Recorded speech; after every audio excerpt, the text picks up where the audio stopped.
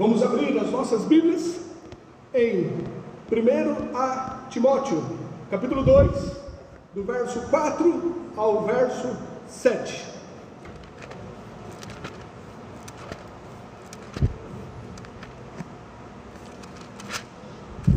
Assim diz o texto sagrado: que quer que todos os homens se salvem e venham ao conhecimento da verdade, porque há um só Deus e um só mediador entre Deus e os homens, Jesus Cristo, homem, o qual se deu a si mesmo em preço de redenção por todos, para servir de testemunho a seu tempo, para o que, digo a verdade em Cristo, não minto, fui constituído pregador e apóstolo e doutor dos gentios na fé e na verdade. Obrigado ao Senhor, santo, justo. Obrigado ao Pai, por estarmos aqui reunidos como igreja, como corpo de Cristo, como aqueles que foram comprados pelo Teu sangue. Estamos aqui, ó Pai querido, com prazer, porque ficamos alegres de sabermos que hoje estaríamos aqui nos reunindo para agradecer o Teu santo nome. Estamos aqui, ó Pai, com a nossa alma satisfeita em poder Te adorar e agradecer a Ti. Estamos aqui, ó Pai, em espírito, para poder ouvir a voz que vem do Senhor. Para tanto, eu suplico que Tu me use como instrumento Teu, como vaso de barro, para edificar a Tua igreja com a Tua santa palavra. Me usa, Pai, em nome do Senhor Jesus Cristo. Que Teu Espírito venha revelar-se, ó Pai, através da Sua palavra, dando entendimento a cada um dos Teus filhos, para que aquilo que o Senhor colocou no meu coração, eles possam também, ó Pai, serem fortalecidos. Dê a cada um, ó Pai, o discernimento espiritual, para que possam reter no coração só o que vier da Tua parte. Eu oro assim em nome de Jesus. Amém. Por aceitar, irmãos.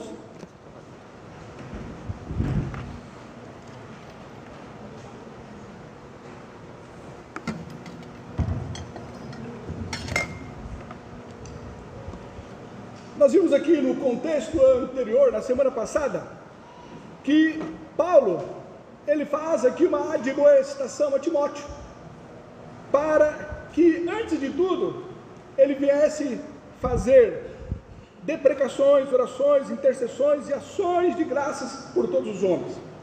E nós vimos que o propósito de Paulo, ao exortar a Timóteo, em relação a que ele estivesse orando, antes de tudo, não estava relacionado ao tempo, mas sim à prioridade, o que era de mais importante, o que fosse primordial na sua vida, antes de qualquer outra coisa, antes do seu lazer, antes dos seus estudos, antes de você ir ao trabalho, antes de qualquer outra coisa, como sendo prioridade, como sendo mais importante, como algo primordial na sua vida, que você esteja orando.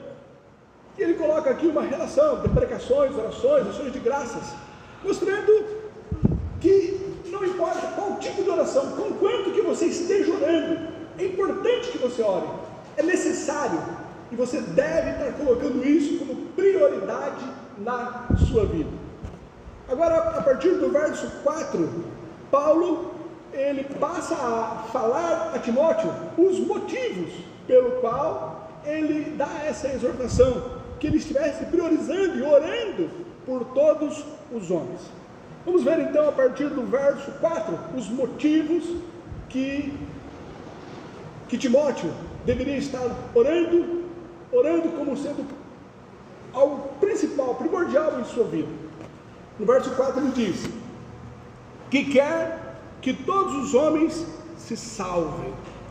Ao orarmos por todos os homens, nós vemos que estamos em conformidade com a vontade de Deus, que Ele quer que todos os homens se salvem. Veja bem, isso é interessante nós sabermos o que é orar em conformidade com a vontade de Deus, visto que, ao orarmos, nós não mudamos o coração de Deus, nós não constrangimos a Deus para que Ele faça a nossa vontade. Orar é nós entendermos o que já está no coração de Deus e nós então orarmos dentro da vontade de Deus. Assim Jesus ele nos ensinou: seja feita a tua vontade, assim na terra como no céu. Então, quando Paulo ele diz aqui no verso 4 que quer que todos os homens se salvem, é algo que já está no coração de Deus, e nós então oramos em conformidade, de acordo com o desejo. Quando nós oramos por todos os homens, oramos pelos que estão em eminência, por aqueles que têm autoridade, pelos reis, como ele fala aqui nos versos anteriores, é para que nós estejamos fazendo o que já está no coração de Deus. Deus ele deseja que todos os homens se salvem. João, capítulo 3, o verso 16 diz: porque Deus ele amou o mundo de tal maneira que deu o seu Filho unigênito, para que todo aquele que nele crê não pereça, mas tenha a vida eterna. Agora veja bem, quando nós falamos que há o desejo no coração de Deus que todos os homens se salvem, com isso nós não estamos ensinando aqui a salvação universal, no qual se prega que no apagar das luzes, antes que dê um toque final, haverá, por benevolência, por causa do amor de Deus, a salvação para todos os homens. A doutrina do universalismo, ele diz que independente da pessoa se arrepender, reconhecer o seu erro, confessar o seu pecado, mas pela benevolência, pelo amor de Deus, haverá a salvação universal. Não é isso que nós estamos falando.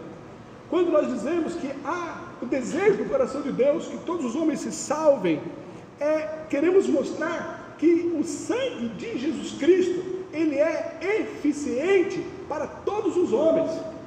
Nós queremos mostrar que Deus, ele não faz acepção de pessoas.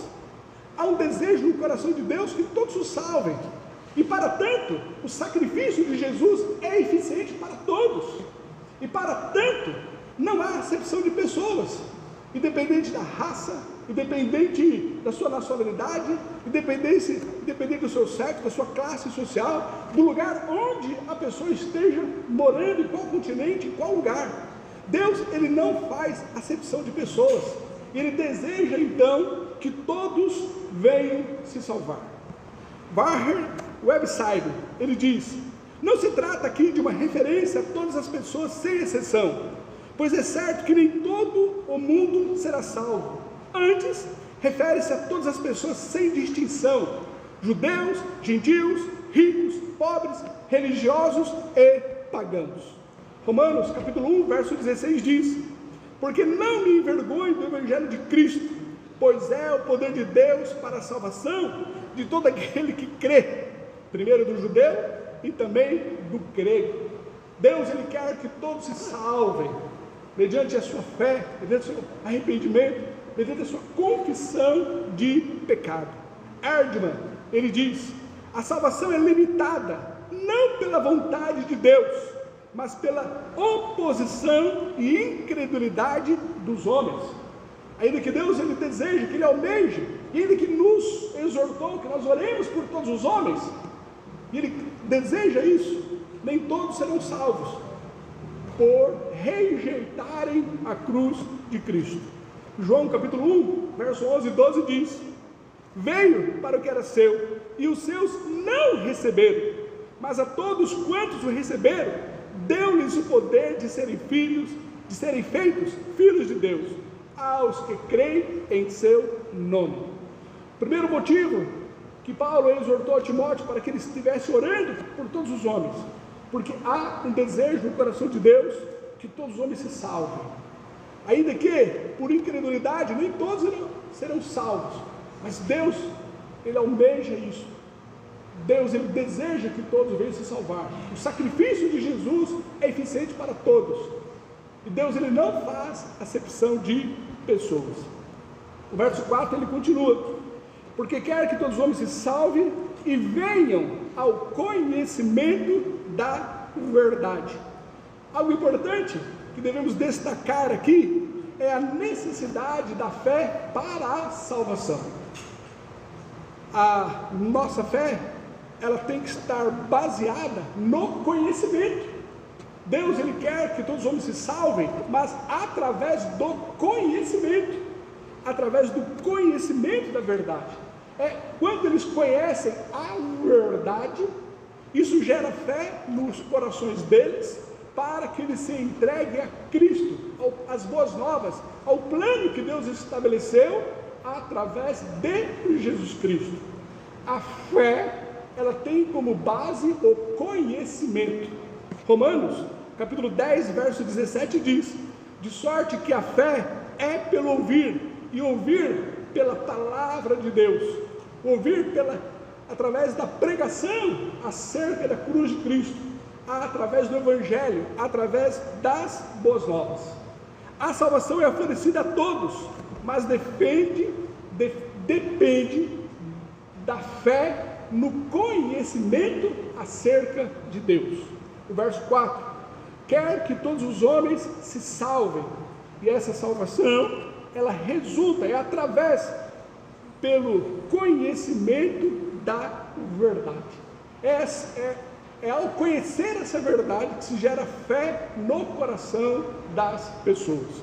2 Timóteo, capítulo 1, verso 12 diz: por cuja causa padeço também isto, mas não me envergonho, porque eu sei em quem eu tenho crido, e estou certo de que é poderoso para guardar o meu depósito até aquele dia. Paulo, ele mostra que ele sabia em quem ele tinha crido. É o conhecimento da verdade que gera fé no coração para a salvação. 2 Timóteo 3, do 15 ao 17: e que desde a tua meninice sabe as sagradas escrituras. Ele conhece as sagradas escrituras, que pode fazer-te sábio para a salvação. É o conhecimento da verdade que leva à salvação. Conhecimento que pode fazer-te sábio para a salvação, pela fé que há em Cristo Jesus. Toda a escritura é divinamente inspirada e proveitosa para ensinar, para redarguir, para corrigir, para instruir em justiça, para que o homem de Deus seja perfeito e perfeitamente instruído para toda a boa obra. O verso 4: Deus, Ele quer que todos os homens se salvem. A salvação é através do sangue do Cordeiro, é eficiente para todos. Deus não faz acepção de pessoas, mas essas pessoas, para serem salvas, elas precisam de conhecer a verdade. Diante disso, cabe aqui nós entendermos a responsabilidade nossa enquanto igreja. As pessoas, para serem salvas, elas precisam do conhecimento da verdade, e nós temos esse conhecimento. Nós sabemos que é através de Jesus Cristo, nós sabemos o plano de salvação, nós sabemos evangelizar, nós temos aprendido, nós sabemos falar acerca do amor de Deus, e é responsabilidade nossa, enquanto igreja, pregarmos, evangelizarmos, falarmos acerca de Jesus Cristo, levarmos essas pessoas a conhecerem a verdade. Deus, Ele almeja, Ele quer que todos os homens se salvem, mas para serem salvos eles precisam conhecerem a verdade, e o conhecimento é através da igreja, é responsabilidade nossa. Nós somos chamados para anunciarmos a Cristo, para falarmos as boas novas, para anunciarmos que Jesus Cristo é o projeto de Deus para a salvação de toda aquele que crê nele. Essa é a responsabilidade nossa enquanto igreja, levarmos este conhecimento aos perdidos, aos que estão cegos, aos que estão sem conhecerem a Cristo e a verdade. Romanos capítulo 10, do verso 9 ao verso 17, é um texto longo, mas gostaria que os irmãos acompanhassem. Romanos 10, do 9 ao 17: a saber, se com a tua boca confessares ao Senhor Jesus Cristo, e em teu coração creres que Deus ressuscitou dentre os mortos, serás salvo. Visto que com o coração se crê para a justiça, e com a boca se faz confissão para a salvação. Porque a Escritura diz: todo aquele que nele crer não será confundido, porquanto não há diferença entre judeu e grego, porque o mesmo é o Senhor de todos, rico para com todos os que o invocam. Porque todo aquele que invocar o nome do Senhor será salvo. Como, pois, invocarão aquele em quem não creram? E como crerão naquele de quem não ouviram? E como ouvirão se não há quem pregue? E como pregarão se não forem enviados? Como está escrito: quão formosos os pés dos que anunciam o evangelho de paz, dos que trazem alegres novas de boas coisas. Mas nem todos têm obedecido ao evangelho. Pois Isaías diz: Senhor, quem creu na nossa pregação? De sorte que a fé é pelo ouvir, e o ouvir pela palavra de Deus. Essa é a responsabilidade nossa enquanto igreja. Como ouvirão se não há quem pregue? Como se converterão? Como entregarão as suas vidas? Como irão responder ao evangelho se eles não foram avisados, se eles não conheceram, se ninguém levou as boas novas a ele? Essa é a responsabilidade nossa enquanto igreja, pregarmos o evangelho. O verso 4, ele diz que quer que todos os homens se salvem e venham ao conhecimento da verdade. O verso 5, porque há um só Deus. Aqui Paulo, ele está fazendo um contraste em relação aos versos anteriores, no qual ele havia dito que quer que todos os homens se salvem. Todos os homens, independente de raça, independente de nacionalidade, independente de cultura, independente de classe social, há essa diversidade em qualquer lugar que essa pessoa more, qualquer continente, qualquer espaço geográfico em que ela esteja. Deus, ele quer que todos os homens se salvem, mas em contraste a essa pluralidade, nós vemos que existe esperança de salvação para todos, pois existe um só Deus sobre todos eles. Porque há um só Deus. Romanos capítulo 3, do verso 29 ao 30 diz: é porventura Deus somente dos judeus? E não ou é também dos gentios? Também dos gentios, certamente, visto que Deus é um só, que justifica pela fé a circuncisão e por meio da fé a incircuncisão. Há uma pluralidade de raças, de pessoas que vivem em espaços geográficos diversos, mas existe esperança para todos, visto que há um só Deus sobre todos. E quando nós oramos por todas essas pessoas, independente de quem quer que seja, através da nossa oração por essas pessoas, nós estamos refletindo em nossas vidas o caráter de Cristo. Olha o que diz Mateus 5, o verso 44 e o verso 45.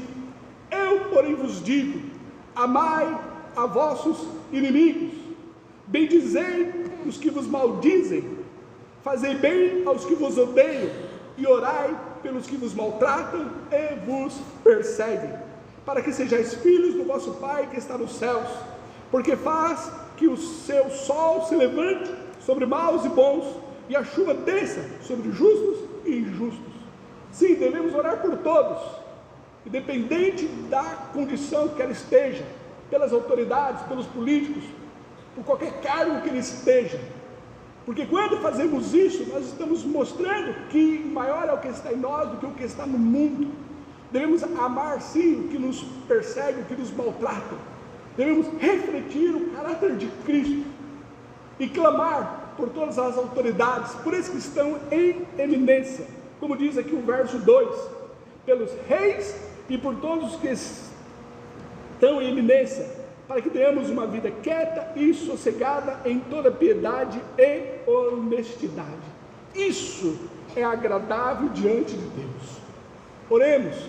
Oremos por todos, independente do mal que porventura eles possam estar nos causando, porque nós estamos refletindo o caráter de Cristo através das nossas vidas. O verso 5 ele continua: porque há um só Deus e um só mediador entre Deus e os homens, Jesus Cristo o homem. Aqui quando Paulo ele diz que há um só mediador entre Deus e os homens, e Jesus Cristo homem, com isso ele está aqui elucidando o que ele acabou de dizer no verso 4, no qual ele quer que todos os homens se salvem e venham ao conhecimento da verdade. Qual é essa verdade no qual as pessoas precisam conhecer? Ele aqui explica, ele elucida, ele então revela, ele nos mostra qual é essa verdade. A verdade é que Jesus Cristo, ele é o mediador. Jesus Cristo é ele quem morreu na cruz para salvar a esses pecadores. A verdade é que o único meio para que a pessoa se achegue a Deus é através de Jesus Cristo. Ele está aqui elucidando a verdade que as pessoas precisam conhecer, a verdade no qual nós precisamos anunciar, que Jesus Cristo é o único meio de salvação, o único mediador, a única forma da pessoa se reconciliar com Deus. É essa verdade que nós precisamos anunciar, a cruz de Cristo, falar acerca de Jesus como mediador que morreu pelos pecadores. Esse é o meio que eles poderão ser salvos somente através de Cristo Jesus. João 14, verso 6 diz: disse-lhe Jesus: eu sou o caminho, eu sou a verdade e a vida, ninguém vem ao Pai senão por mim. Há um só meio, um só mediador, Jesus Cristo. Atos capítulo 4, verso 12: em nenhum outro há salvação, porque também debaixo do céu nenhum outro nome há dado entre os homens pelo qual devamos ser salvos. É este conhecimento que nós devemos levar às pessoas, que o único meio, o único mediador, o único que pode reconciliar a pessoa com Deus é Jesus Cristo. Jesus Cristo é o único, porque é um só Deus e um só mediador entre Deus e os homens, Jesus Cristo, homem. Hendrickson, comentando esse texto, ele diz: o que Paulo está ensinando aqui é que não há um Deus para este grupo e outro para aquele grupo, não há um mediador para esta nação e outro para outra nação, mas somente um Deus para todos os homens e somente um mediador para todos os homens, o homem Cristo Jesus. 1 João capítulo 2, o verso 2 diz: e ele é a propiciação pelos nossos pecados, e não somente pelos nossos, mas também pelos do mundo inteiro. Jesus Cristo é o único mediador, é o único que pode salvar. Paulo, aqui no verso anterior, no capítulo anterior, ele se auto-intitulou como o maior de todos os pecadores. E esse Cristo no qual nós anunciamos, no qual nós conhecemos e devemos levar os outros a conhecerem também, ele pôde salvar a Paulo. E é esse Cristo que ele pode salvar, o que está aqui no verso 2, os reis e esses que estão por eminência. É esse Cristo no qual nós anunciamos que ele tem poder para salvar a todos os homens. Por isso que nós, enquanto igreja, devemos anunciar a Cristo, falar acerca deste mediador. 1 Timóteo capítulo 1, verso 15 e 16, está escrito: e esta é uma palavra fiel e digna de toda aceitação, que Cristo Jesus veio ao mundo para salvar os pecadores, dos quais eu sou o principal. Mas por isso alcancei misericórdia, para que em mim, que sou o principal, Jesus Cristo mostrasse toda a sua longanimidade, para exemplo dos que haviam de crer nele para a vida eterna. O evangelho no qual nós anunciamos é o poder de Deus para a salvação de todo aquele que crê. Esse é o conhecimento, o mistério que nos foi revelado, que nós devemos estar anunciando a palavra da cruz, a palavra da cruz. Mateus 19, do verso 24 ao 26 diz: e outra vez vos digo, que é mais fácil passar um camelo pelo fundo de uma agulha, do que entrar um rico no reino de Deus. Os seus discípulos, ouvindo isso, admiraram-se muito, dizendo: quem poderá, pois, salvar-se? E Jesus, olhando para eles, disse: aos homens é isto impossível, mas a Deus tudo é possível. Tudo é possível, nada é impossível. Não há um pecador no qual, por mais danos, ou por mais imoral, por mais provocador que ele seja contra Deus, que a graça, que a misericórdia, que a benignidade de Deus não possa alcançá-lo. Porque o Evangelho no qual nós pregamos, ele é o poder de Deus para a salvação de todo aquele que crê. Anuncie a Cristo, fale de Jesus Cristo, fale acerca deste mediador,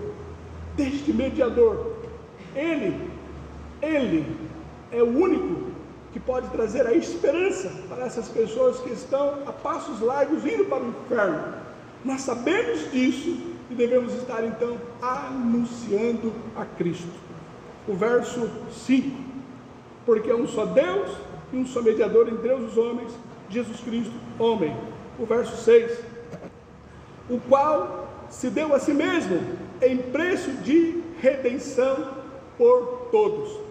Redenção significa livramento mediante o pagamento de um preço, e era aplicada especialmente no resgate dos escravos. Era essa a condição no qual nós estávamos. Nós éramos escravos do pecado. Romanos capítulo 6, o verso 17. Mas graças a Deus, que tendo sido servos do pecado, escravos do pecado, obedecestes de coração a forma de doutrina a que fostes entregue, o qual se deu a si mesmo em preço de redenção. Foi pago então esse preço pela nossa redenção. Foi dado um preço para que nós pudéssemos ser reconciliados com Deus. Foi pago um preço para que nós fôssemos redimidos. Foi dado um preço para que tivéssemos o perdão dos nossos pecados. E é isso que nós devemos anunciar. Foi pago um preço pela nossa redenção. 1 Coríntios capítulo 6, o verso 20. Porque fostes comprado por bom preço. 1 Coríntios 7, verso 23. Fostes comprado por bom preço. Qual é esse preço que foi pago por nós? Qual é esse preço que é pago para redimir, para a redenção desses que estão perdidos? O verso 6, ele responde a primeira parte: o qual se deu a si mesmo. O qual se deu a si mesmo. O preço pago para a nossa redenção, para que nós fôssemos reconciliados com Deus. O preço que é pago para que as pessoas se reconciliem com Deus, para que elas tenham o perdão dos seus pecados, para que elas sejam alcançados pela misericórdia, pela benevolência de Deus. O preço pago foi o sacrifício do Senhor Jesus Cristo. Hebreus capítulo 9, do 11 ao 14 diz: mas vindo Cristo, o sumo sacerdote dos bens futuros, por um maior e mais perfeito tabernáculo, não feito por mãos, isto é, não desta criação, nem por sangue de bodes e bezerros, mas por seu próprio sangue, entrou uma vez no santuário, havendo efetuado uma eterna redenção.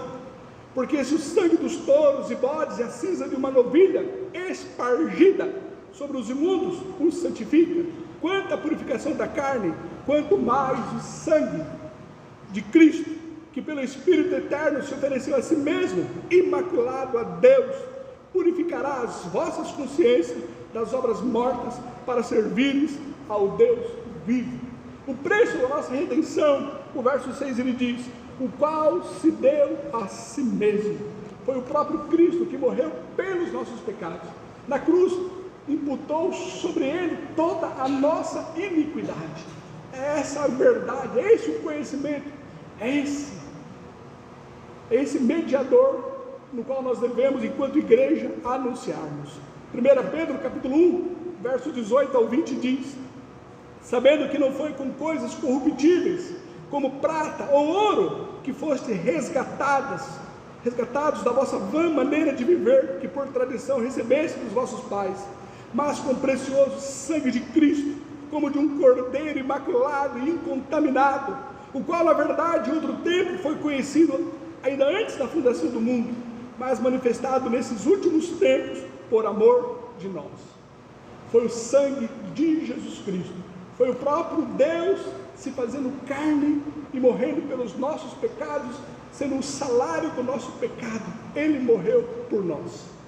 É esse conhecimento, essa verdade que nós conhecemos, que devemos estar anunciando, o qual se deu a si mesmo em preço de redenção por todos, para servir de testemunho a seu tempo. Quando ele diz aqui, para servir de testemunho a seu tempo, mostra que a graça de Deus, ela se manifestou no tempo determinado por Deus, estabelecido por Deus. Há um Deus que está no controle de todas as coisas, que tudo que ocorre está dentro do seu cronograma, dentro do seu kairos, dentro dos seus propósitos. É Ele que fez com que Cristo nascesse no tempo certo, que no determinado tempo de Deus. E Deus, Ele tem um plano para salvar a todos. Basta que você pregue, e não vai ser no seu tempo. Não deixe de pregar, insista, continue pregando. E no tempo de Deus, a luz, Cristo, vai se manifestar para esse pecador. Nós devemos estar anunciando, falando, não desista. Devemos estar anunciando. Gálatas capítulo 4, verso 4 diz: mas vinda a plenitude dos tempos, Deus enviou o seu Filho, nascido de mulher, nascido sob a lei. Na plenitude do tempo, no tempo de Deus, Jesus Cristo, Ele veio ao mundo.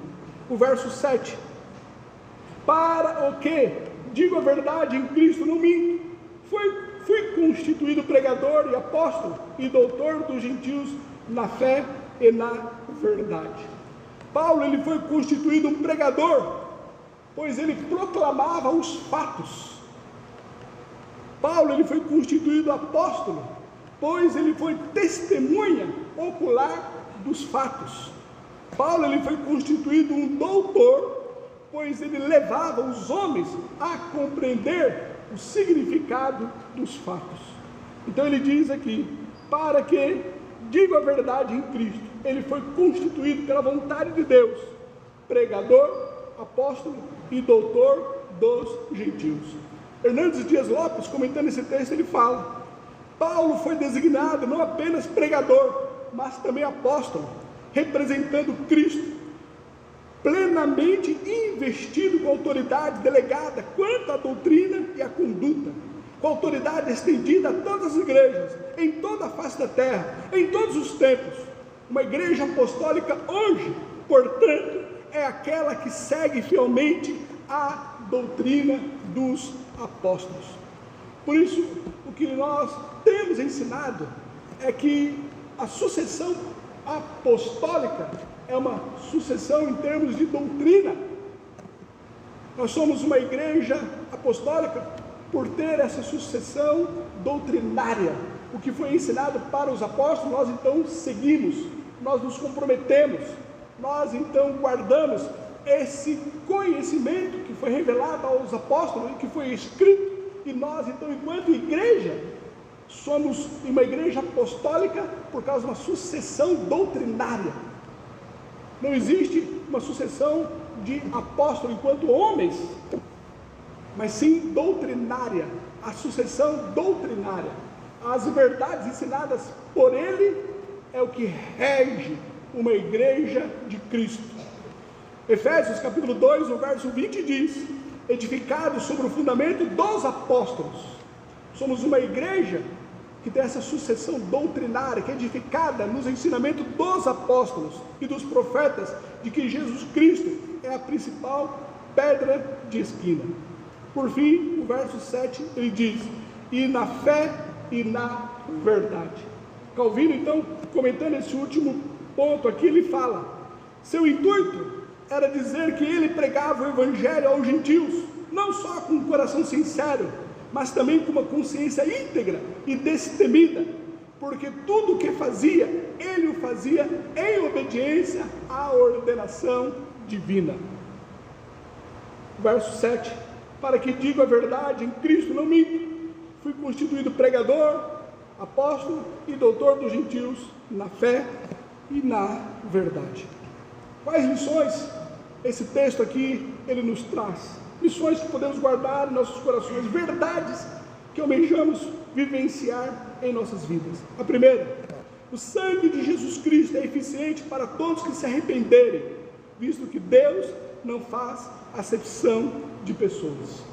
A segunda lição: a salvação é oferecida a todos, mas depende do pleno conhecimento da verdade. Para que a pessoa seja salva, ela precisa conhecer a verdade. Também aprendemos aqui: há um só Deus para todos os homens, e um só mediador para todos os homens, Cristo Jesus. Não há um outro caminho, não há outro meio, não há outra forma da pessoa se chegar a Deus, mas somente através de Cristo. E é isso que nós anunciamos: a Cristo, a Cristo. Em quarto lugar, a quarta verdade, a lição que aprendemos aqui: o preço pago pela nossa redenção para nos reconciliar com Deus foi o sangue de Jesus Cristo. E por último, uma igreja apostólica é aquela que segue fielmente a doutrina dos apóstolos. Que Deus nos ajude, que possamos entender a nossa responsabilidade enquanto igreja, de anunciarmos a Cristo, de falarmos, e de também render graças a Ele, por termos esse conhecimento da verdade. Toda a fortaleza, todo o sofisma foi quebrado em nossa mente, toda a cegueira que nós tínhamos outrora foi desfeita, por nós termos conhecido essa verdade. Essa mesma verdade que foi eficaz para nós, é eficaz para qualquer aquele que também abrir o seu coração. Mas você tem que anunciar a Cristo, e que Deus te ajude e te capacite, em nome de Jesus, amém. Vamos orar. Deus, em nome do Senhor Jesus Cristo, eu clamo, Pai querido, que o Senhor nos dê graça, Pai querido, para que nós sejamos uma igreja que possa evangelizar, falar de Cristo, anunciar as boas novas, que nós possamos, ó Pai querido, refletir o caráter de Cristo em nós, e orando por todos, pelos reis, por aqueles que estão por eminência, por aqueles que são maus, mas que nós venhamos estar orando, Pai querido, por todos, que possamos estar falando acerca da cruz de Cristo, que possamos estar anunciando, ó Pai querido, que Jesus é o único meio de redimir essas pessoas. Pai, em nome do Senhor Jesus Cristo, levante uma igreja que evangelize, uma igreja, Pai querido, que fale de Cristo, uma igreja que proclame o Evangelho. Pai, em nome do Senhor Jesus Cristo, que nós venhamos anunciar a Cristo, e que o Senhor nos ajude, em nome de Jesus, amém.